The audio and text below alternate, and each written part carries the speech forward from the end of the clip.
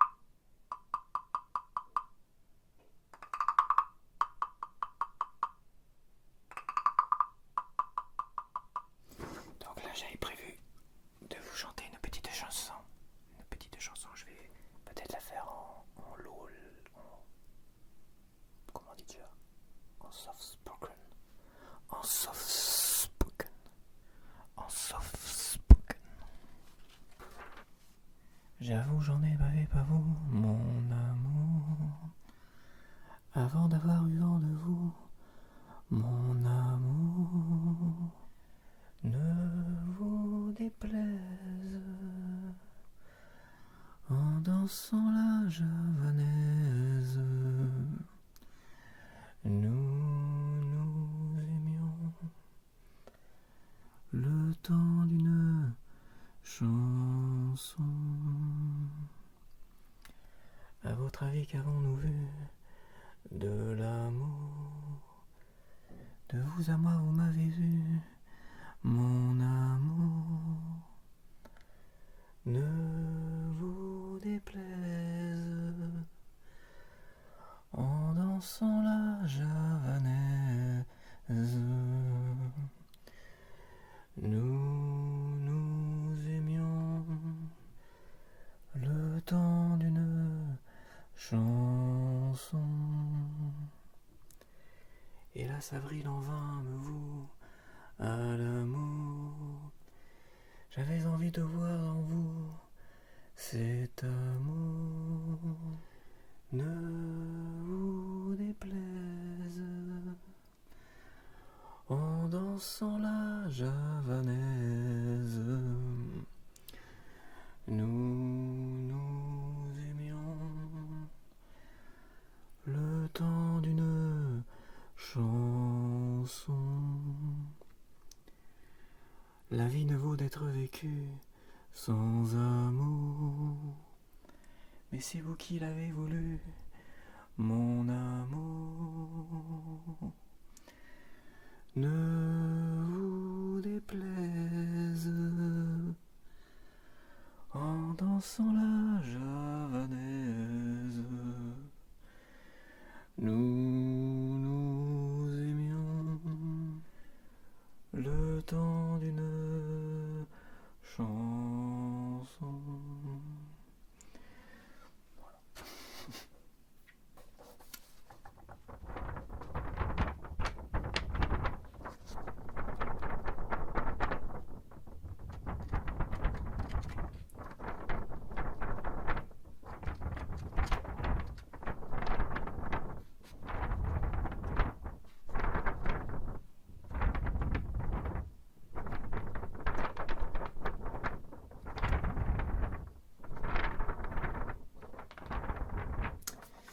Je m'amuse bien.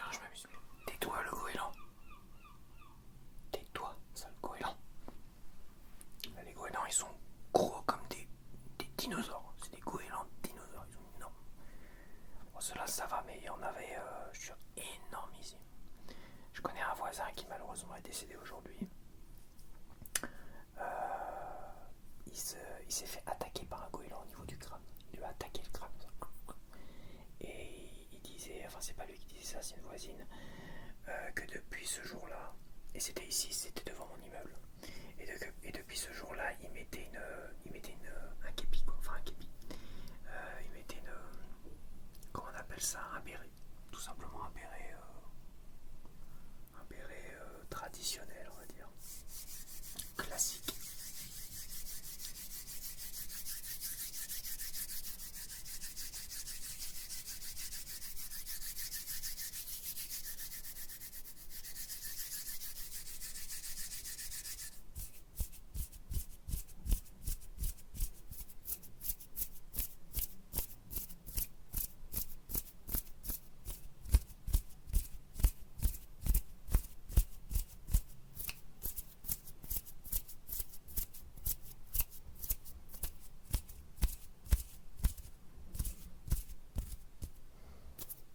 C'est Biz ASMR qui fait ça. Elle le fait bien, elle.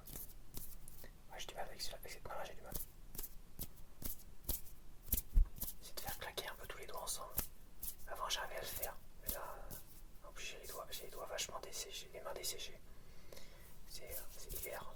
J'ai pas de crème pour hydrater mes mains. J'en ai plus en tout cas. D'ailleurs, je vais en mettre sur mes lèvres. À chaque fois que je mets du baume à lèvres comme ça, j'ai l'impression de revoir le début du film L'étudiante. Avec Vincent Lindon et Sophie Marceau. Ça, c'était un film que j'avais sur une de mes VHS. C'était à moi. Je l'avais dans mon stock de VHS dans ma chambre. L'étudiante, c'est vrai que c'était un film français. Avec les films français, j'ai un peu de mal, surtout les nouveaux. Mais particulièrement réussi, je trouve. Et je l'ai revu là récemment sur TMC. Je voulais l'enregistrer d'ailleurs parce que voilà, j'attends peut-être une édition 4K. Mais c'est vrai. C'est un très très bon film. Et Sophie Marceau, je crois que c'est dans Sans mentir. Elle est belle, Sophie Marceau, dans La Boum, machin, tout ça. Mais La Boum, j'ai jamais vraiment aimé. Et ses autres films, sans plus. Mais dans L'étudiante, je le dis en toute honnêteté. en toute honnêteté. Dans L'étudiante, je crois, j'en suis même sûr, c'est dans ce film-là, je vais y arriver à dire ce que je veux dire. Je prends mon temps, c'est du suspense. C'est dans ce film-là que je trouve, personnellement, à titre personnel, pour ma part, je trouve que c'est dans ce film-là qu'elle est la plus belle. Elle est magnifique dans ce film-là. Je pense que là, elle était peut-être la vingtaine, peut-être 18, 19, hein, je sais pas. La vingtaine. Et c'est dans ce film-là qu'elle est plus belle. Là, dans ce film-là, c'est la plus belle femme du monde dans ce film-là.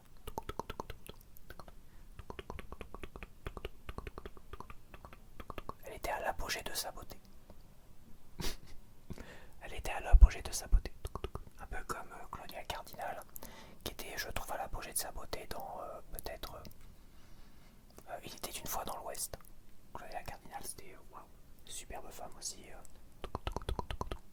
Et Michelle Pfeiffer, je dirais que elle était à l'apogée de sa beauté peut-être dans Tequila Sunrise, parce que c'est dans Tequila Sunrise que je trouve qu'elle est somptueuse, magnifique. Mais les plans, ils font beaucoup dans Tequila Sunrise.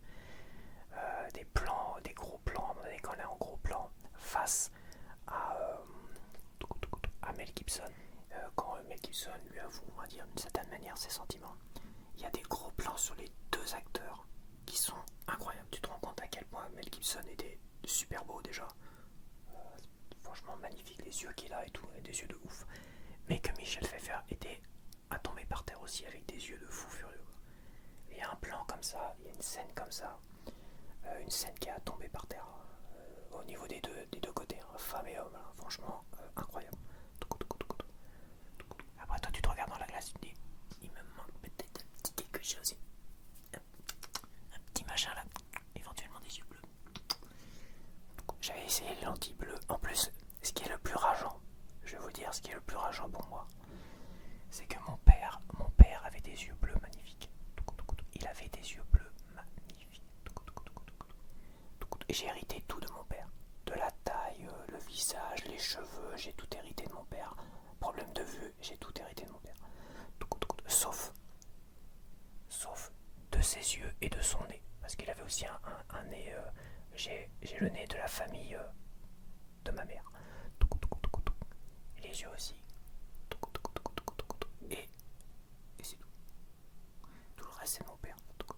Et j'ai pas eu ses yeux bleus. Je peux vous assurer que ça fout les boules. Les boules.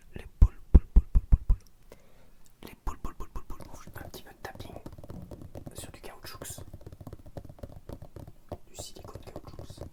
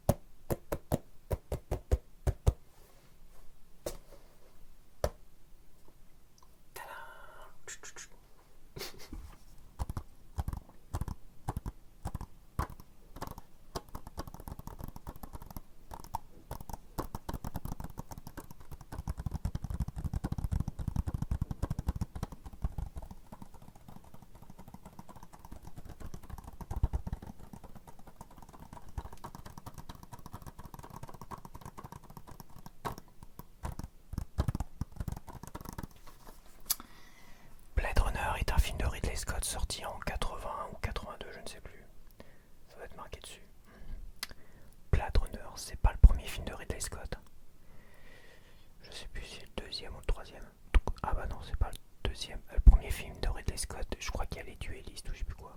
Il y a aussi Alien, le 8e passager, évidemment. Donc ça doit être le troisième peut-être. Sans conviction. Troisième ou quatrième. Ah, ils me mettent l'année que du film, Final Cut, c'est-à-dire la troisième version, on va dire, du film. Il y a eu 3 versions, parce qu'à un moment donné, j'ai acheté le coffret DVD où il y avait 3 versions, le Final Cut, le Director Cut, je crois, et la version cinéma. Alors nous, on avait en VHS la version cinéma enregistrée. La version cinéma, en fait, quand Ridley Scott a enregistré ce film-là, il avait cette idée de ce film-là tel qu'on le connaît aujourd'hui. Mais les producteurs ne l'ont pas entendu. Ne l'ont pas entendu de la même oreille. Les producteurs disaient que le film était un peu trop plat et ont décidé d'enregistrer une voix off de toutes les pensées du héros principal Descartes. Donc ils ont rappelé sûrement Harrison Ford pour réenregistrer toutes les voix, pour rajouter des voix et tout ça. Et ceux même qui ont décidé évidemment du texte à choisir. Alors c'est vrai que moi c'est une petite Madeleine de Proust comme la première version avec les voix et tout ça.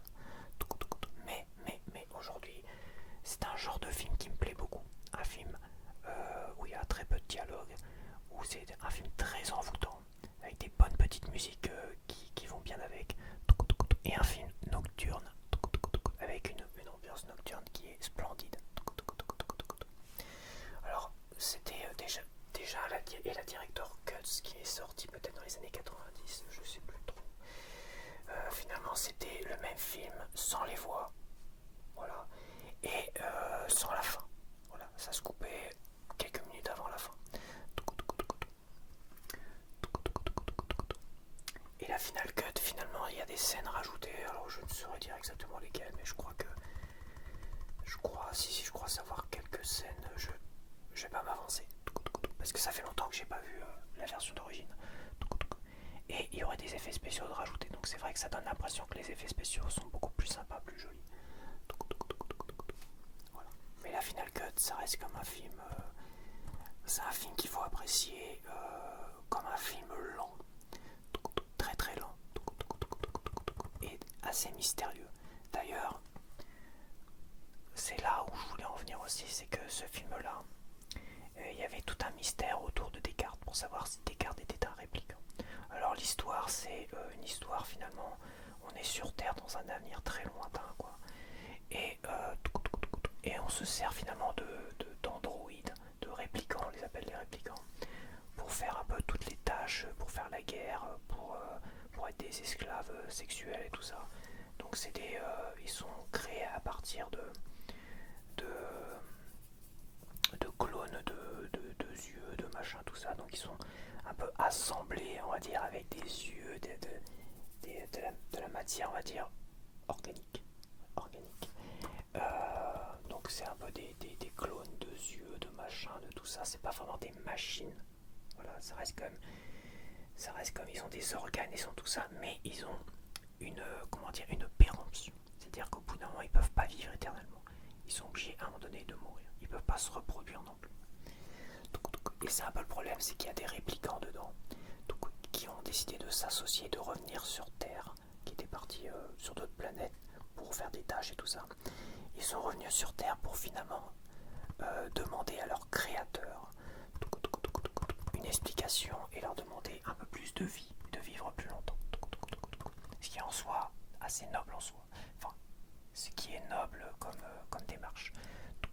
Sauf que dans leur démarche, ils vont tuer des gens et tout ça. Et le boulot de ce flic-là, parce que c'est un flic du futur, c'est d'éliminer les réplicants. Voilà, tous les réplicants. Ils n'ont rien à faire sur Terre. Ouais, je crois qu'ils sont interdits sur Terre, je sais plus. Enfin bon, ça reste des réplicants qui ont fui leurs responsabilités, qui ont fui tout ça, et qui sont, on va dire, ils n'ont pas le droit de vivre librement, en gros.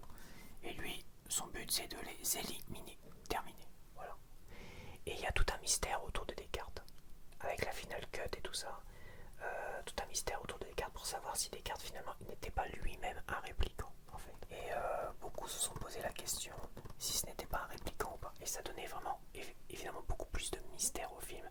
Et je trouve ça donne plus de cachet au film, voilà, à l'histoire du film, parce que je sais plus si c'est Haruki Murakami qui disait ça ou pas, c'est qu'à un moment donné, tu peux poser beaucoup de questions ou amener à poser beaucoup de questions sur ton histoire, tout ça, mais t'es pas obligé d'y répondre, bien au contraire.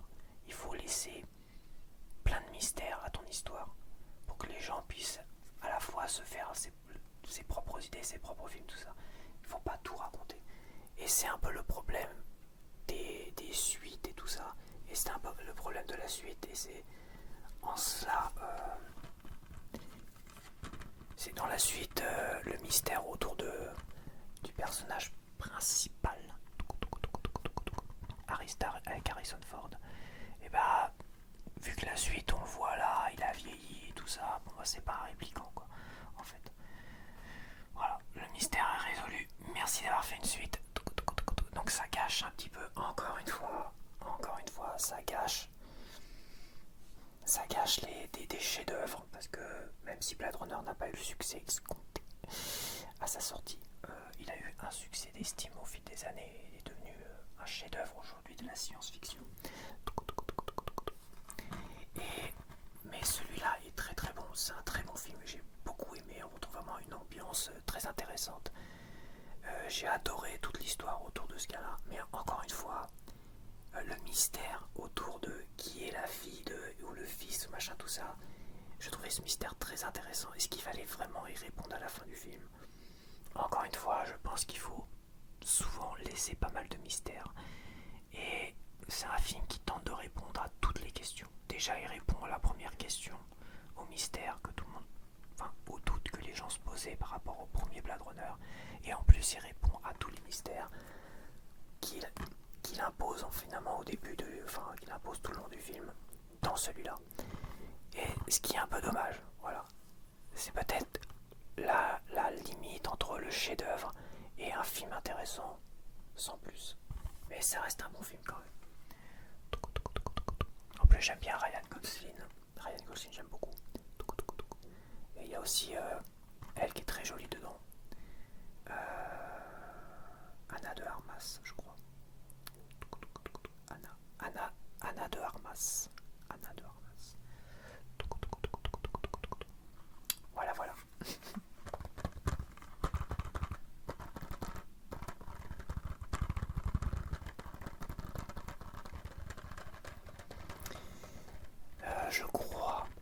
Je suis plus sûr, je crois que j'ai vu la version Final Cut ou Director Cut aussi.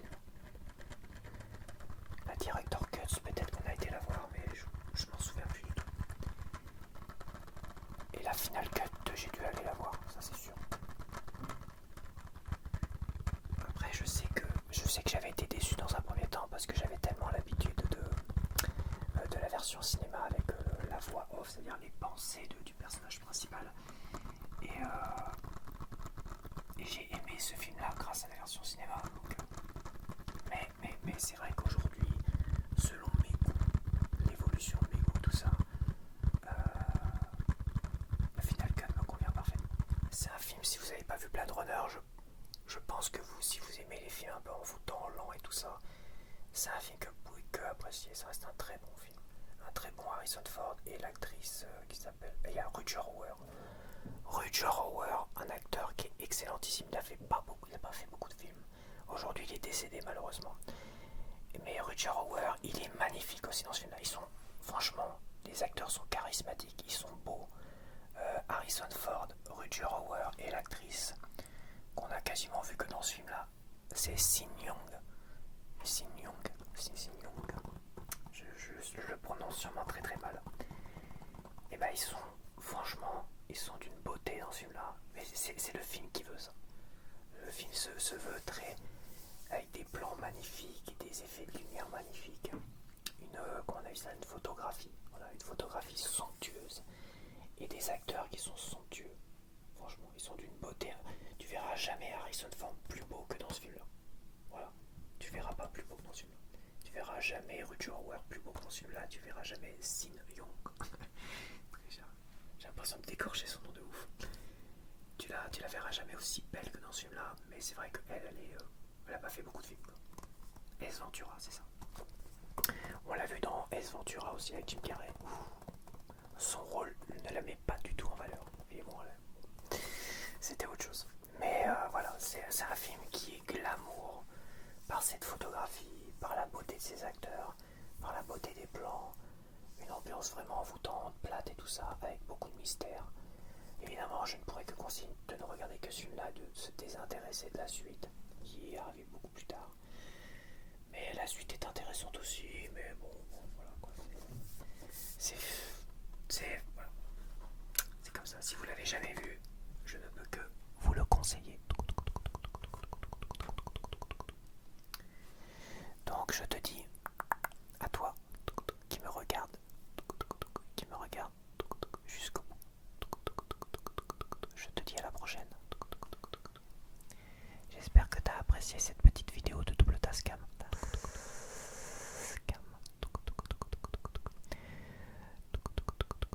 J'espère que ça va avoir un très bon rendu.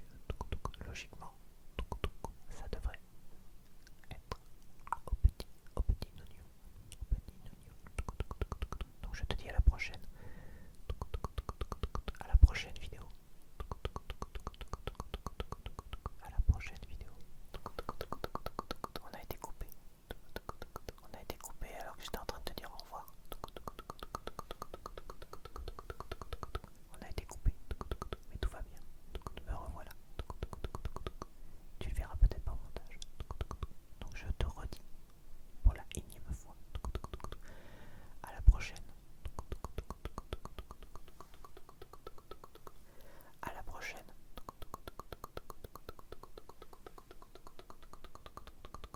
À la prochaine. Et passe une bonne nuit. Passe une bonne nuit. Passe une bonne nuit.